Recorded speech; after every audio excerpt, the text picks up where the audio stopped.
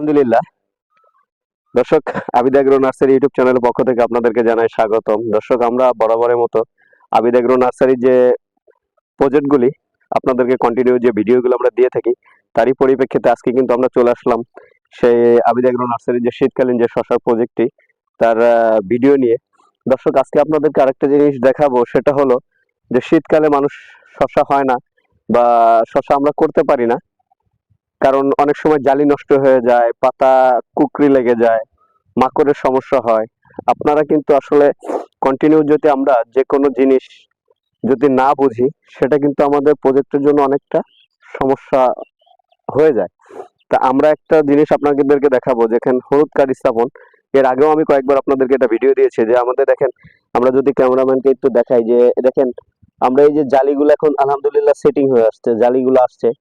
এই জালিগুলোর কারণে যদি আমরা এখন এই হলুদ কাঠটি স্থাপন না করি, তাহলে কিন্তু আমাদের এই জালিগুলা, যে আল পোকা বা মাছি পোকা, এই পোকাটাই কিন্তু নষ্ট করে দিবে।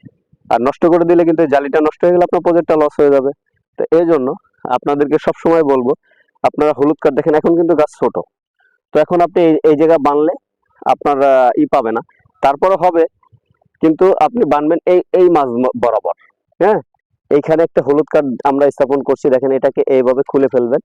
খুলে ফেলার পরে যখন আপনার এই আঠাটা থেকে যাবে, তখন কিন্তু এই যে একটা জেল, আমরা এই কিউট জেলটা আপনাদেরকে ব্যবহার করতে বলবো। হ্যাঁ, কিউট, দেখেন এখানে লেখা আছে কিউট ট্র্যাক মেল।